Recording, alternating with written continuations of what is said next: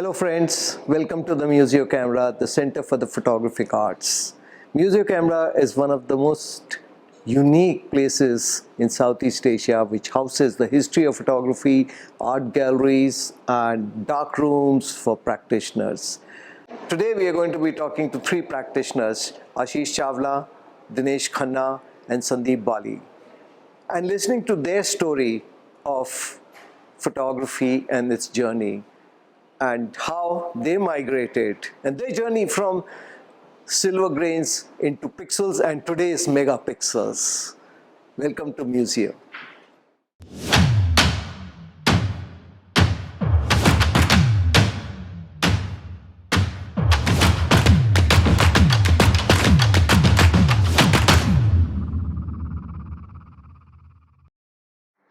So on the occasion of the World Photography Day, let me introduce you to the four pillars of photography. Joseph Nicéphore Niepce, who created the world's first permanent image. Louis Daguerre, who created a perfect system, a process called daguerreotype. William Herschel, who gave the word photography to photography, meaning writing with light, and also told us about negative and positive, and inspired his friend Fox Talbot, who actually created the world's first negative system. So negative to positive, thanks to which led to the multiplicity of photography. Welcome. Hi Ashish, Dinesh, Sandeep. Hi. So, photography has come a long way since the first picture, the daguerreotype, was actually announced to the world in 1839. And today, the journey of photography is marked by this whole, it has turned into a pixel. So, the silver grains to pixels. And it's been a very interesting journey. The delete button has changed photography, where we can always go back and redo, while everything during the times of glass plate or film used to take hours and you couldn't redo, you had to wait for the results. Today, you can shoot 100 megapixels and instantly share the results, see the results, and of course, manipulate the results.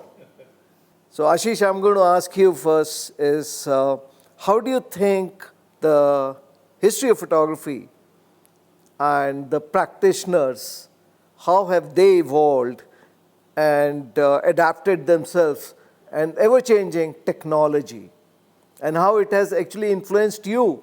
Because you also started as an analog photographer, and today you are shooting 100 megapixel. So Adi, it's really been an interesting journey, and I feel blessed to have been a part of the analog era and now to the digital, to the mirrorless. I would like to still consider it to be a smoother transition, because I think everything came in a span of five years.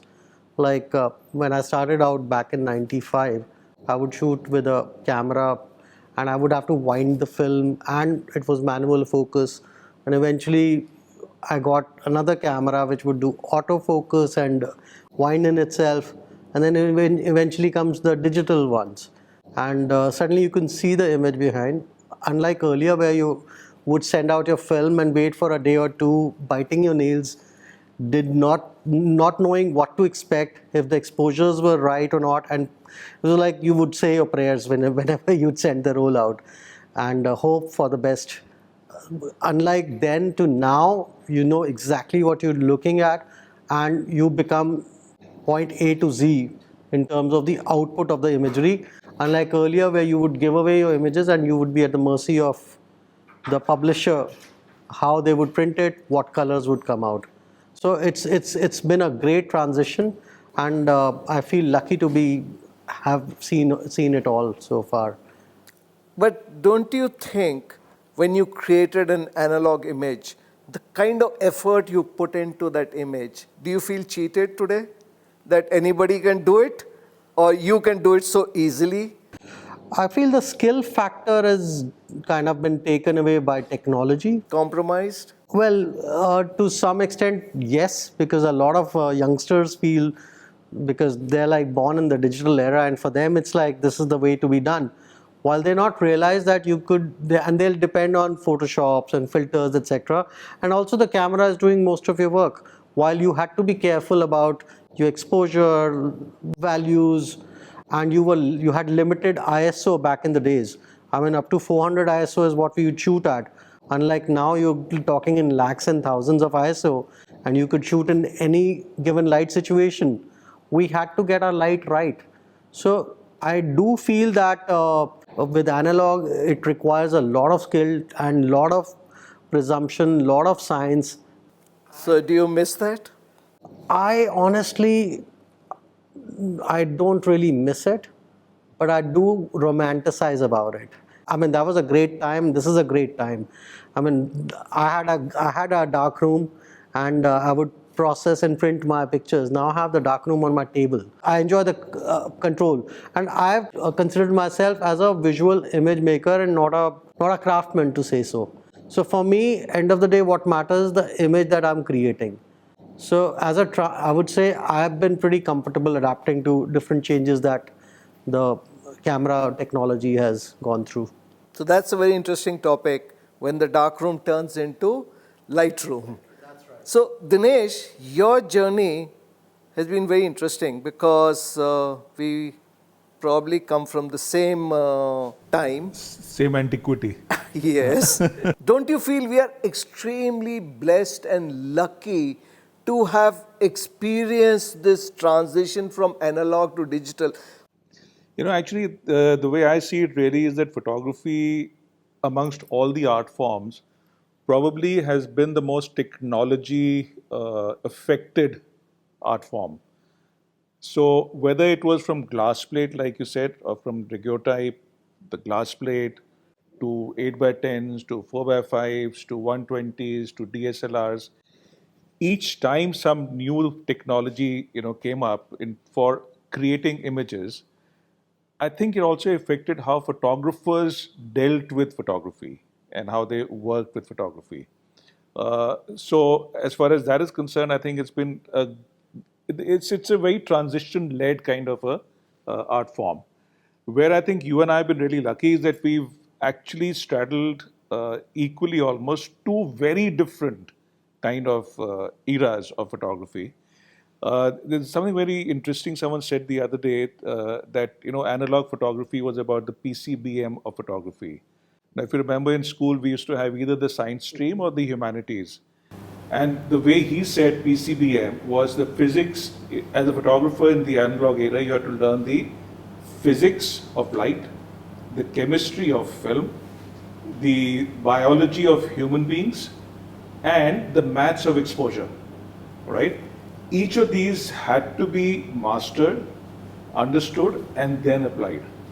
Now, other than the M of the B of human beings, the physics is taken care of, the chemistry in a way is taken care of, and so is the maths if you want to let it go. So that, to my mind, and that really एक होता है ना वो जो दिमाग की बत्ती खुल जाती है. For me, that when this person said this, I said, "Ha, shit, that is a great way to understand, what the transition's been."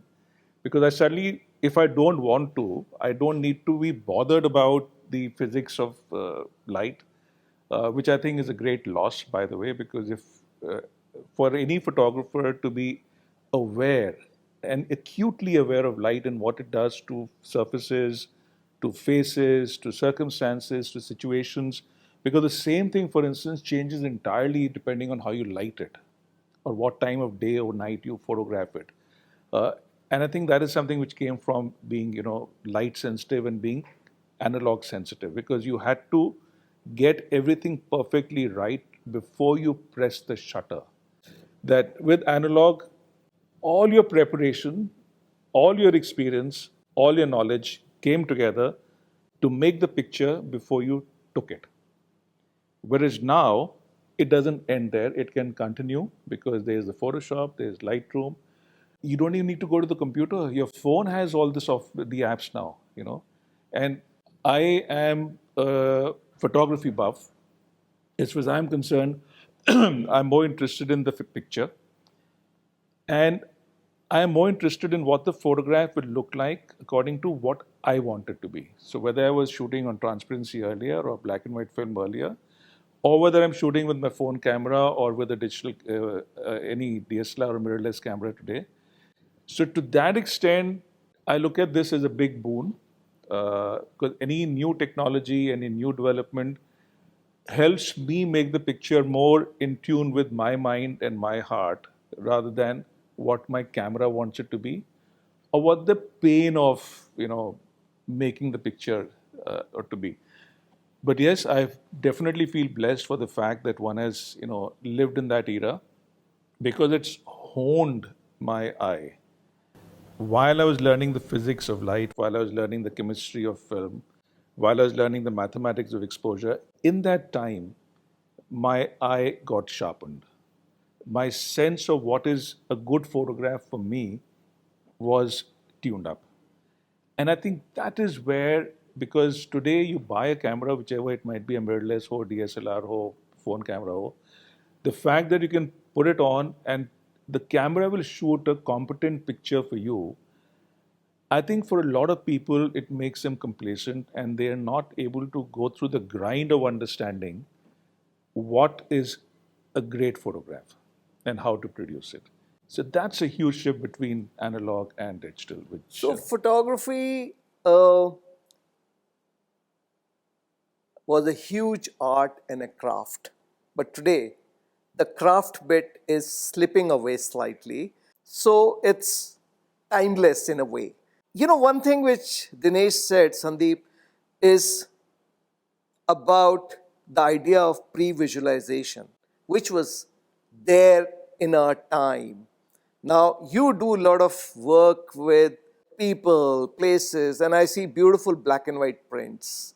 So do you think something like a black and white, which requires a pre-visualization to understand, because you're shooting on color and later on turning it into black and white, where do you stand on this pre-visualization?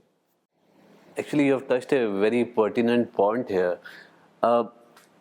I think among the four of us, I am the youngest in terms of how I got started. Don't rub it in, yeah? Okay. Okay. So I started at a point of turmoil, I would say. I started in 1997 when I was in second year in my college. But you shot on film. I shot on film. Yeah. I borrowed a camera solely from my father. And when I went to get a roll, I was told that this requires a bigger roll. It's a point and shoot camera, but takes a medium format roll. And to get that roll, to expose that properly and then get it processed and printed properly was an action in discipline, It taught me a lot of discipline. By the time I had exposed 5 rolls, and it was expensive, The film was expensive to process and the medium format was even more expensive. And as a student, it was prohibitive for me. By the time I had exposed my 5th roll, I realized, I told myself, this requires me to really think before I release the shutter and really think a lot, because I'm paying for every exposure. If it is not a decent exposure, I'm losing money. So, and it took me almost 3 years before I got my SLR, which was a small format, but it was an SLR. And by that time, I had, gotten to teach myself more about how film worked, how, the camera work was done.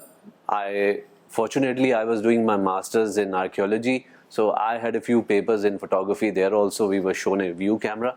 So, all of that really instilled a lot of discipline, and I realized this very early, that it's a balanced combination of art and craft. So, but the balance between the art and the craft has been tilting, because with technology, it's making the craft easier and easier. It is. But is it making the art better and better? That's very interesting. That's very interesting. I think it has let people, the new photographers have that liberty where at least they have a position where they can push the aesthetic envelope.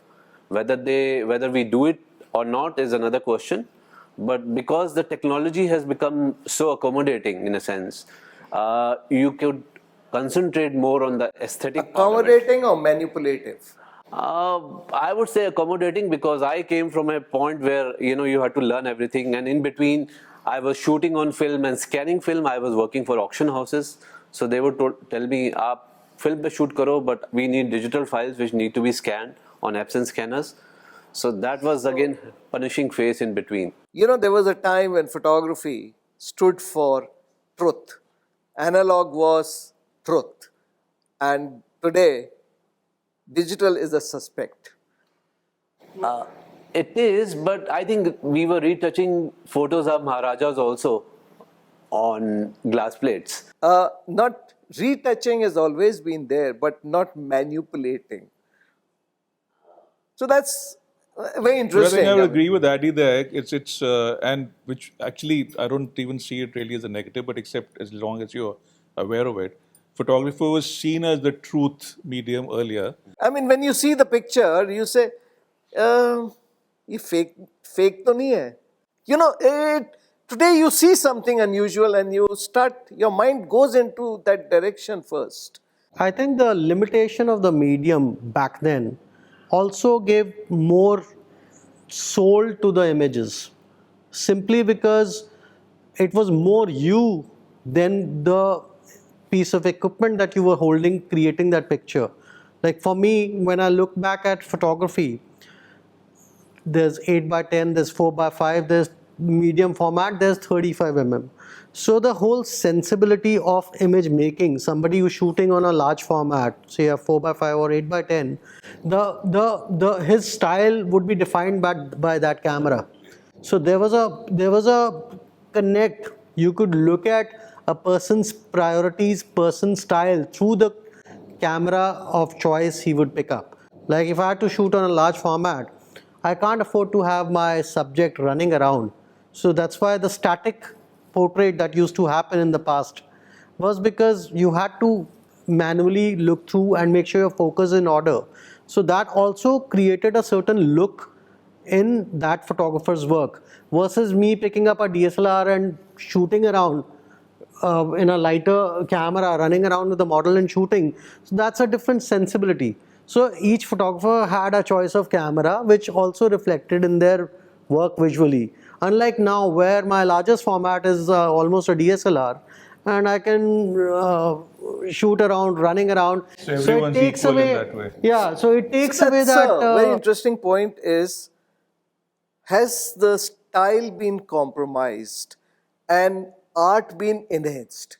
All of you been using different kind of formats, different kind of cameras, and today everybody is converging to this mirrorless camera. How do you think that has impacted or affected your style in fashion photography? I feel, as I said, these cameras are kind of democratizing the whole process and taking the skill factor away. But having worked with the different variety of formats, I do understand what they would create in terms of their limitations and their end image. So because I have gone through the process of shooting on various formats, I can choose to use this particular camera, which is a medium format, and I can choose the style I'd like to shoot my images in, and create an image which could look like a DSLR 35 mm or a 4x5 image. So now I make those conscious efforts while shooting with this camera. I feel it's very interesting now that I have one camera which can take care of all formats. I can shoot like a 35 mm shooter. I can shoot like if I want the detail quality, I can shoot like a 4x5. So you're not a shooter, let me tell you, you are a creator. Yes, so it's the medium has really eased up taken the craft and the skill and the labor out of it. So it's a lot easier to work with. All you need to have is have a vision towards what you're trying to achieve, what style you're looking at.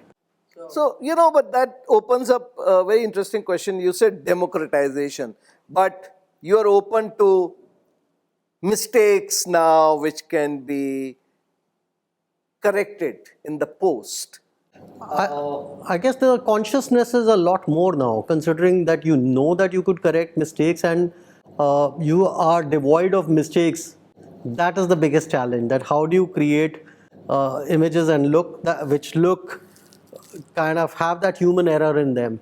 So I think that you do feel that is missing with these now, because the scope of human error has come down drastically with these cameras. What about you, Dinesh? Talk about portraiture, to start taking off from what Ashish was saying. I like that point he was talking about, the point about human error, because I've always felt that, in any art form, there's some kind of error. Error is the wrong word, but thodi si I ek, call it imperfection, the beauty of imperfection. the beauty of imperfection which is not is a there lovely in term. the Absolutely. digital, because there cannot be any imperfection. Because if you can correct it later, means you'll correct it up to a point where it supposedly is perfect, which is, to my mind, means it's not really art anymore. But the one thing which I found, with portraiture, when one was shooting on film only, it was entirely a photographer's realm, all right? Because I knew, or hopefully knew, what I'm shooting and what it's going to look like. And the person I was photographing would never have any idea, because there was no way that person could see the photograph. So the entire process would have happened. We would have packed up for the day and gone, and the film would have come back 2 days later. And the person I would be photographing would still be in the dark. But I tell you where, and I find this very interesting and a very big positive, is today I find portraiture with digital photography almost a jugalbandi. So what I do with my personal projects especially is like, I've been shooting mothers and daughters, and I've been shooting now as then, etc. Is that when I start photographing, while I'm still getting my lighting right or my situation right or my, expressions right, I'll shoot and keep seeing, because you can see on the back of the screen. But once I'm more or less confident with the look, then I start sharing the photograph with the person I'm photographing. Because what one realizes very well when you do enough portraiture is that the person, unless they are practiced models or they are people who worked in theater, etc., they have no idea what they look like. They have no idea where to put their hands. They have no idea which way to tilt the head, etc. But once you start showing them the photographs and the process is still on of creating the image, then they understand how to respond to you. When you tell them, can you just lift your chin? Can you just tilt your head? Can you put your hand over there? And if you keep showing them the photograph, I find that process very, very interesting. And I've been doing that for the last few years, especially with my personal projects. And, so that is something I find being a very major creative plus. Yet, what you have to understand still as a photographer is that you are the director on the set. So whether you're technically in control or not is not the point, because like Ashish and you've been saying, the technology really takes care of the craft part of it. But the art part, you're actually in a way even more responsible, because you are now sharing the responsibility with people who don't really know but think now they're part of the process. So you shoot on the street. You can show your images to your subject and they react, actually perform for you. Earlier, it was, as Dinesh said, one-sided. You're the director and they were performing, and they used to lose interest after some time and said, "Arey yaar, bahut ho gaya yaar, kitna loge?" Now they say, "Sir, मैं थोड़ा सा ऐसा कर दूं?" And you say, "हाँ, ये देख." What do you say about that? I wouldn't use the term performance because it's a really strong term, but there's a lot of collaboration going on now.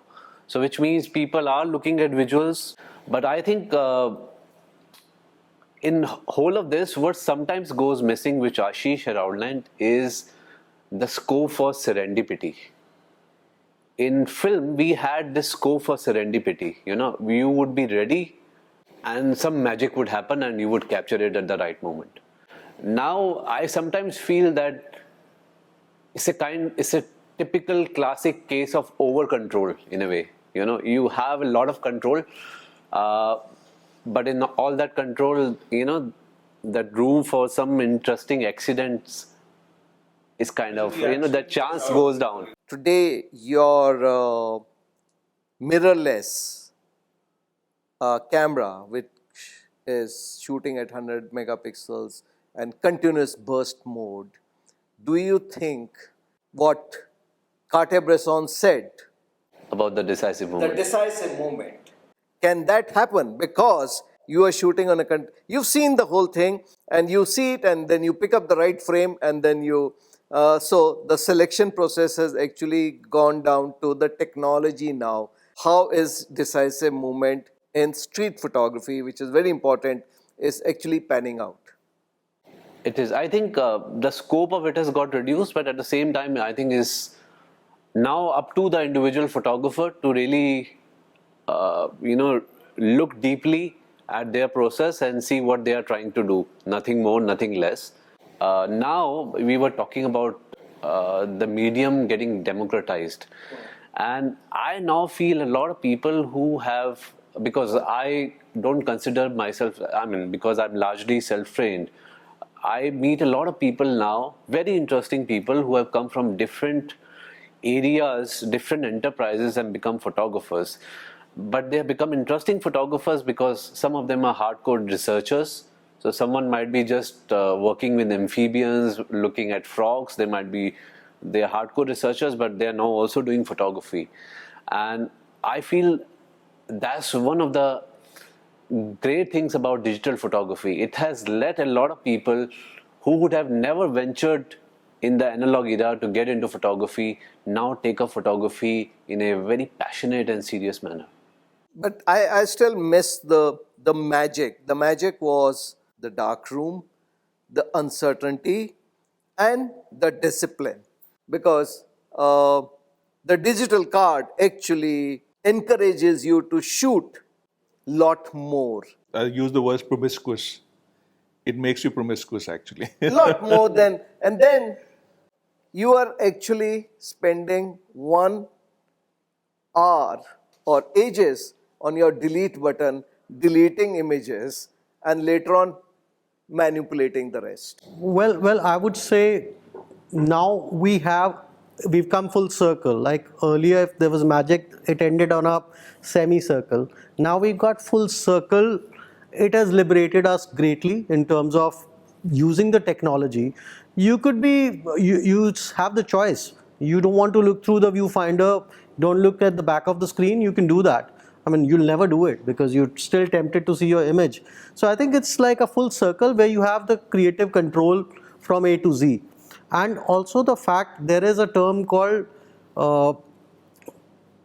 carefully careless, which is used extensively in advertising, where you kind of placing things where they look just thrown in or shooting a place which look lived in. So you have a filter, a film filter on your digital. It is. So people are dying to see imperfection now. Yeah, absolutely. Whatever. See, like I'll give another example. When we had bullock carts or the horses, etc., suddenly whoever had a car it was a luxury, and from cars came faster cars, sports cars, and everything else. It became a luxury. So if I have to say that analog, these cameras were horses, the fossil fuel cars became your DSLRs or SLRs, and then DSLRs, and now with EVs coming in, that's your mirrorless. Also, now that we are used to cars, will I go back and say, but I will only go by horse to Agra? So the rewind is always more romantic than the reality. But this thing of imperfection, I think, is far more interesting and important as a point between analog and digital. Digital seems to drive us to, making everything look according to us perfect. Whereas because with analog, you didn't have the correction button, forget about the delete button, you didn't have the correction possibilities, then you had to live with whatever you had photographed. And that, to my mind, the decisive moment was the pressing of the shutter more than what was happening in front. In front was also very important, composition kya hai, light kya hai, situation kya hai. But it was really the photographer who said, this is it, And the magic of still photography is that you are stilling the moment. So You're stealing time that's to still the so moment. that brings us That to a is very the interesting point. So is it the merging of a still image and a moving image? Because if the camera allows you to shoot at very high speed burst and you're just picking up one perfect frame, what have you put in? Because it's the still and movie have merged and you're picking a perfect frame. which maybe if today's if for instance my daughter's my younger daughter doesn't drive. Mahi doesn't drive herself, but she has been brought up in a time when Ubers and Olas are floating around all over the place. So does she enjoy going from place A to place B because she went in an Uber and didn't drive herself?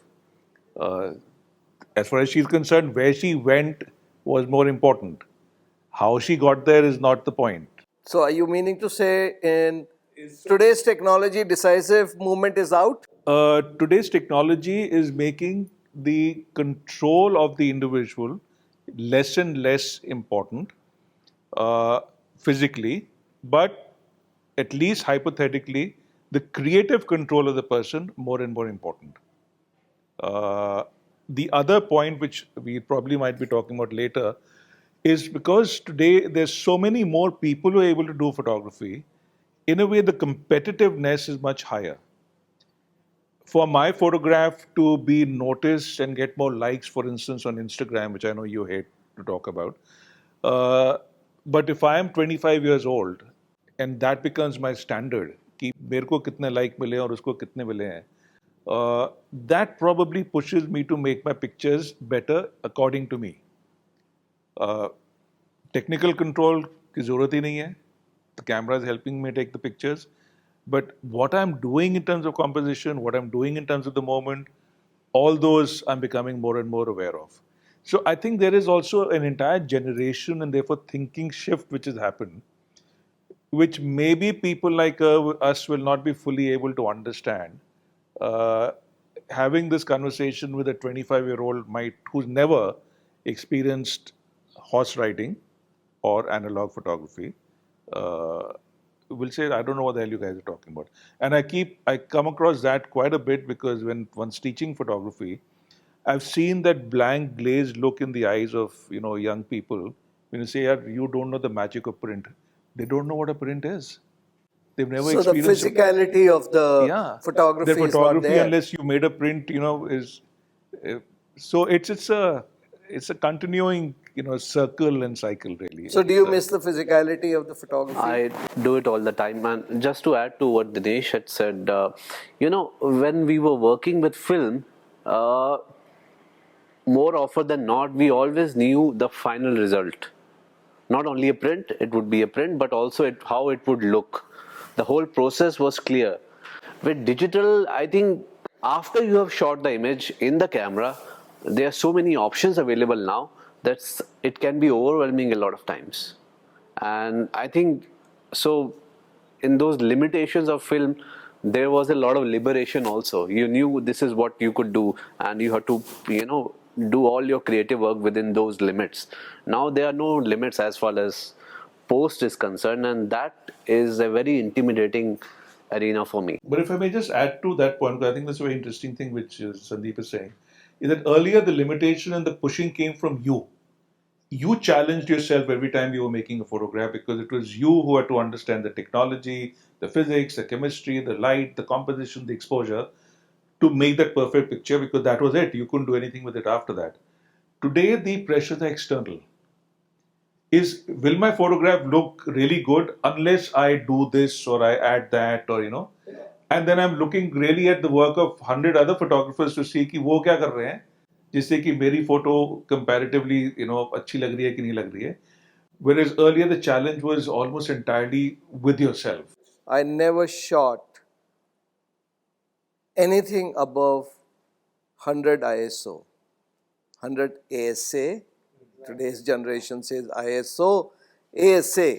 The 100 ISO gives such beautiful tones and Velvia and Fuji. I mean, Ektachrome, and 64 ASA, 25 What digital has done is liberated the ISO factor. Yeah. Because you could not shoot, you had to shoot on a tripod. Your images would look a certain way because of the limited ISO you had, or ASA, as you said, you had. You could be shooting on a 6400 ISO. The whole look of imagery, there are images which we wouldn't have imagined as film photographers. Look at the wedding photography business, I mean, which is mostly shot in the night. That's completely. The wedding photography business came about I mean, it's once completely digital photography came. It's come with that. And it's also, again, as I said, the equipment, because this particular visual art gives us a piece of equipment to create the visual. So with the liberation of it, while we were stuck on a tripod, this has come into a handy format, and you can choose. As I said, now you have a full circle. You can crop the circle at whatever degree you want and stick to that as your personal style. I can make a choice to shoot on 100 or a 50 ISO or whatever as a photographer, but I also have a choice to shoot on a 24,000 ISO.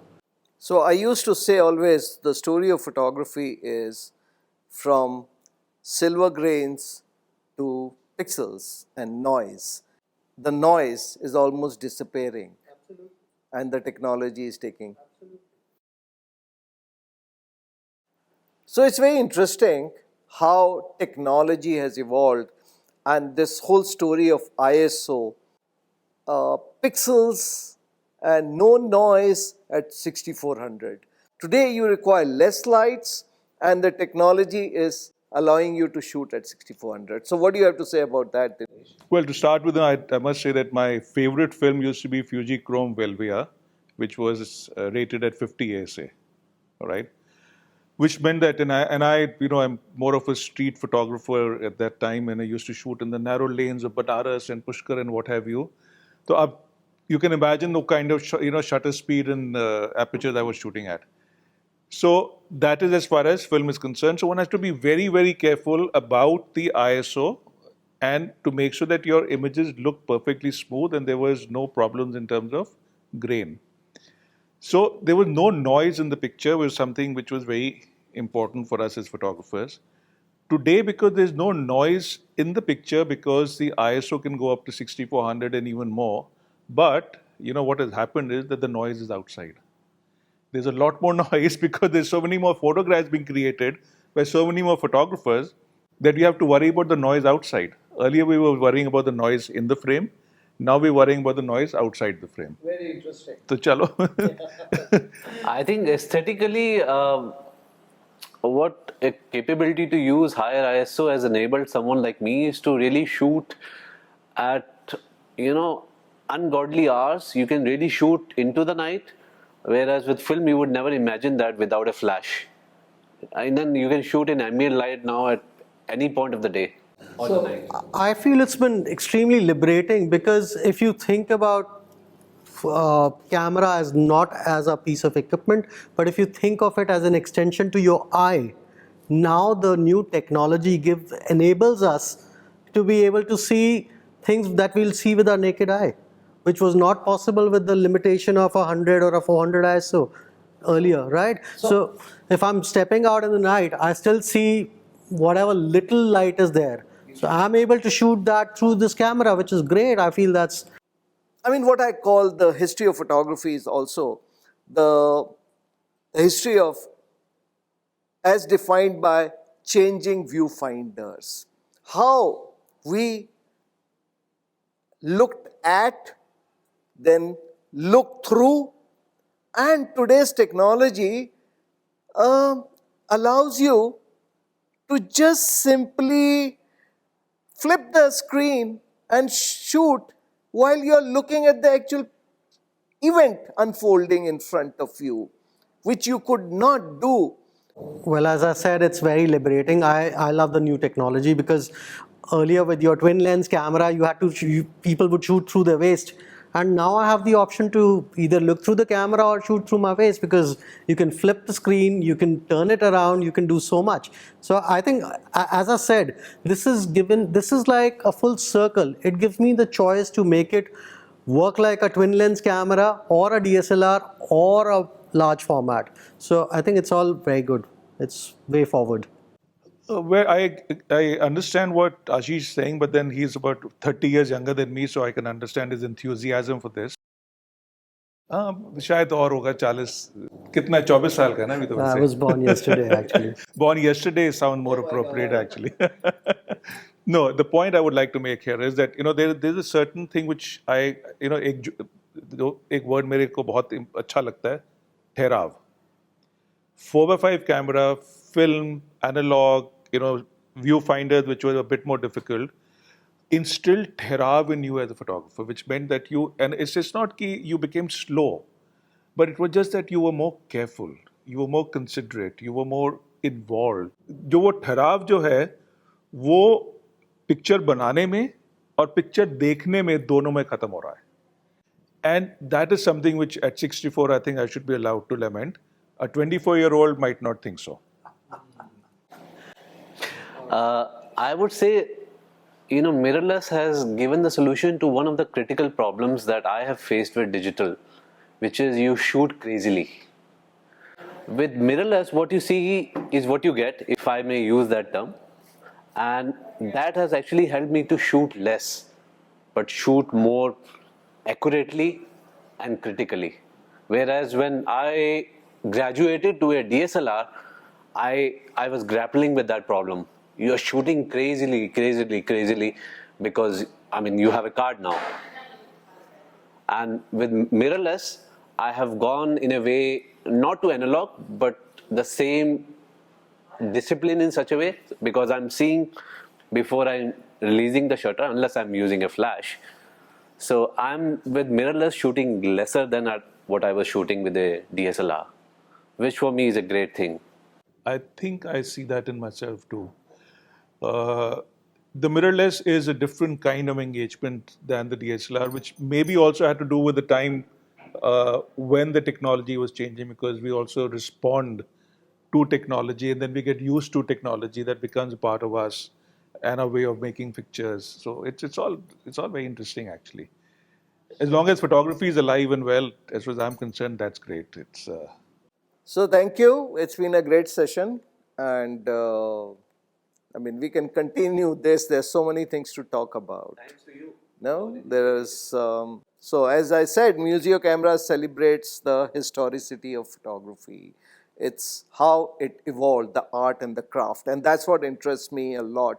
No, and I agree with you. And I think, there's no better place than the Museo camera to understand how technology actually has made a difference to photography as an art form. Then more than virtually any other, whether it's dance, whether it's music, their technology is not intervened to such a great extent or influenced to such a great extent. Here, the fact that the camera had to be put on a tripod and you didn't have a choice, you had to, like Ashish rightly said, behave and shoot in a certain way, all the way to the mirrorless right now, which is that you just pick it up and the person who you're photographing doesn't even know. All right? And so therefore you can concentrate entirely on the creation process rather than worry about the PCBM, like I said earlier. And I think this is as a house of photography, this really shows you how it has traveled through time and how photography itself and photographs themselves have been impacted by technology, and which is, I think, what makes photography so unusual and so special. And I think museum is a place where a lot of young people should discover what format is before they even get to something like medium format. People need to know. A lot of people who have started with phone cameras and graduated to SLRs or mirrorless, they need to know what formats. So we're going to save that for the next session, the formats, the changing formats. People should know the formats before making a choice. Especially if we want to take photography seriously. And in today's world, I don't even mean seriously as being a professional. You can be taking an art form seriously because it's your passion. It's. At times it's the journey. I think the analog was a journey. And this is where we've come to now, which is great. Future generations will actually comment, which I've been thinking about. Hey, those photographers, they saw a transition. Because I don't know where we are going with this technology. But I'm telling you what we saw from analog to, this is a mammoth transition. Absolutely. This kind of transition, I don't think so will happen. Absolutely. 1 million pixels here. can be tapped from here, from your optic nerve. No, actually, if you look at the human aspect of technology is to make life easier for human beings, whether it's in transportation, whether it's in photography, whether it's in air conditioning, whatever. Technology has always been meant for making life easier for humans. So photography will also not be left alone. So, It will, so, so there are two things. Art is an experience. Just to add to what you said, art is also about a certain amount of novelty, and I think digital. We sometimes forget that digital doesn't have that novelty. Analog has that novelty. A lot of people who sell prints for a living, they still shoot on analog because it's something is it's something bespoke, it's something customized. A print is still bespoke, customized. It's not something which anyone and everyone can make. So thank you all. This has been an interesting conversation with three master photographers who represent various genres of photography and who actually gave us so much of gyan and how things have evolved.